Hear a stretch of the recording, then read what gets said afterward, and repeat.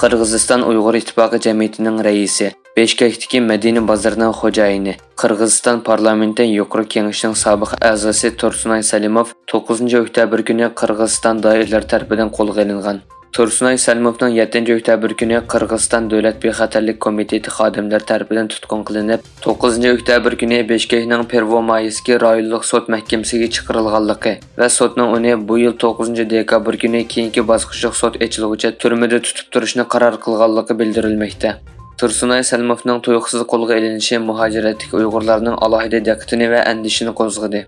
Tursunoy Salimovning texi bu yil 3-oyda Qirg'iziston Uyg'urlarining birdan-bir qonunliq ommaviy tashkiloti bo'lgan Uyg'ur ittifoqi jamiyatining raisiga saylanib, 6 oydan keyin tuyuqsiz qo'lga olinishi diqqat qo'zg'amoqda. Surgundagi Sharq Turkiston hukumati 78 navbatlik BDT umumiy majlisi va uning a'zo davlatlarga jiddiy murojaat qilib, Xitoyning Uyg'ur, Qozoq, Qirg'iz va boshqa turk xalqlariga qartilgan irqiy qirg'inchilikni to'xtatish uchun jiddiy va hal qiluvchi harakat qo'llanishni talab qildi.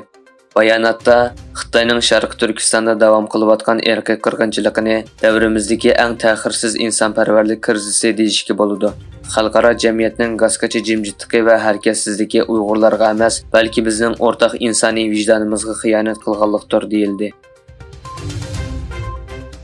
BDT umumiy kengashiga a'zo davlatlar 10-oktyabr kuni ovoz berib, Xitoyning kishilik huquq kengashining a'zoligiga qayta saylagan.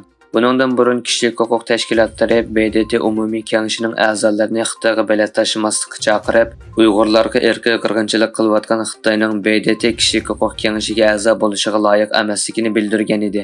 Lekin BDT umumiy kengashiga a'zo 193 davlatning ovoz berish natijasidan ma'lum bo'lishicha, Xitoy 10-oktyabr kunidagi bilet tashlashda kishilik huquq kengashining Osiyo Tinch okean rayonidan bo'sh qolgan 4 o'rinning biriga qayta erishgan, lekin Rossiya qayta saylanolmagan. Xitoy dengiz qirg'oqi muhofazat atriti Janubiy dengizdagi Filippin dengiz armiyasiga tava urush paraxotini ikki davlatning egilik huquqi talash tortishi bor bo'lgan Scarborough atrofidagi dengiz tavaligidan chiqarib o'tganligini e'lon qildi. Dengiz qirg'oqi muhofazat atritining bayonotchisi bayonotida Filippin urush paraxotining Xitoylar Huangyan oroli deb atalgan rayonga yaqinlashganligini bayon qildi. Filippin bosh boshlig'i doiralarining bu voqeani tekshirayotganligini, ammo buni haqiqiy voqea emas, balki Xitoyning tashviqoti deb o'ylaydiganligini bildirdi. Xitoy doiralari davlat tantarbiya bosh idorasining muavin ministri, Xitoy futbol federatsiyasining sobiq ijroiya amaldori va xalqaro futbolchilar birlashmasining a'zosi Du Kaokeyni qo'lga olishga buyurgan. Belgilanishicha, Xitoy bosh taftish mahkamasi 2023-yili 10-oktyabr e'lon qilgan bayonotida Kaokeyning pora olganlik uchun qo'lga olinib, o'lim jazosi ijro qilinadiganligini e'lon qildi.